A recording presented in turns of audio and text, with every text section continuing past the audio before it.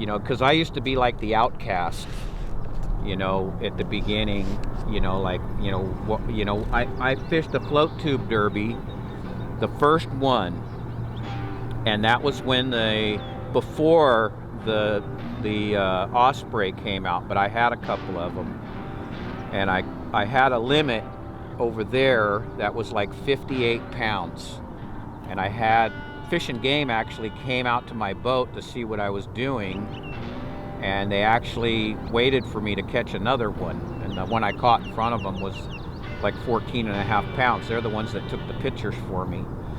But when I left that spot, that was on a Friday, I had a juice box that I drank, and I dropped down a part of a lead head and tied the juice box to it and left it there.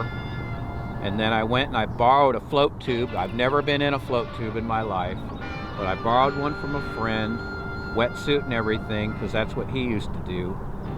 And I went and I entered that tournament. And when I walked down there, the rods we had were really, really heavy. And I had the Osprey tied on, the Osprey tied on, and or the Optimum tied on, and one rod and my float tube, and everybody had split shot, things like that. The drop shot really wasn't around much back then. And I went out and I launched, and they all were laughing at me, like, you know, they didn't know me, but they were like, look what this guy's got. I could hear them talking about it, like, look what this guy thinks he's gonna catch a whale out of here. And I just kept my mouth shut, and I paddled all the way across, and I found my little juice box, and I had a 5-pound rock cod sinker with my buoy marker, and I dropped it down and put it around my float tube so I wouldn't leave the area, and picked up my juice box, and I just started throwing where those fish were. And I got a couple of hits, but I didn't land one. It's about 8 in the morning, and I could feel that cold going up my back, you know, from being in the float tube. And, you know, I was thinking, this sort of sucks out here in this thing, you know, and you have to go to the bathroom, and it's a big deal. So the weigh-in boat one of the weigh-in boats that was designated to my area came over and goes, you know, hey Butch, you know, why don't you go over to the beach, because they're catching fish on plastic worms. You can get a limit and weigh in. And I go, well, what's winning it right now? He goes, I think one guy's got 5 fish for 9 pounds. And I'm like, well, I'm just fishing for one big fish. And he goes, okay. He goes, but just thought I'd let you know that. And also, while I was waiting to launch, I could hear those guys talking about somebody that caught a 58-pound limit the day before, but they didn't know that it was me. So anyways, that guy had just fired his boat up to go check another float tuber, because they gave us these little whistles that sounded like a train whistle. And when you needed a guy to come weigh your fish or take it, you had to blow this whistle.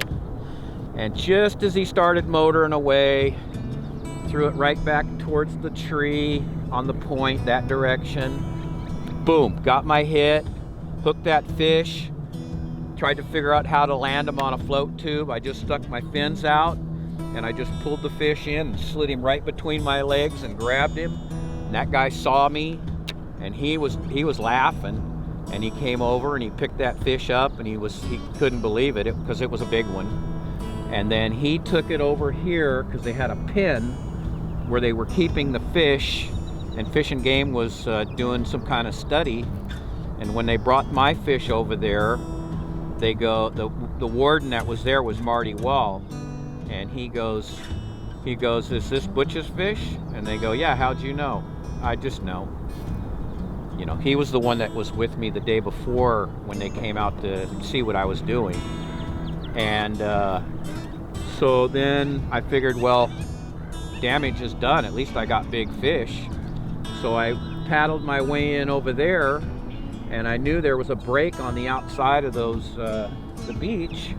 So I started throwing it there, and I hooked another big one right in front of everybody. They were all paddling in, and it jumped up and threw the bait, you know, and it was a double digit, big double digit.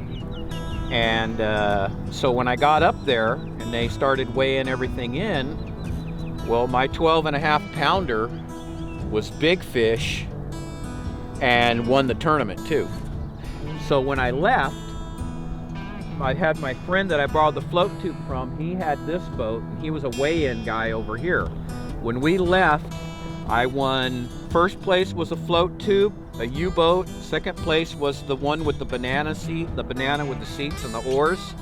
I had 3 float tubes tied behind my boat, $200 in cash, and some rods and reels, and took them all to the truck, deflated them, and went back out and went fishing and took all their money.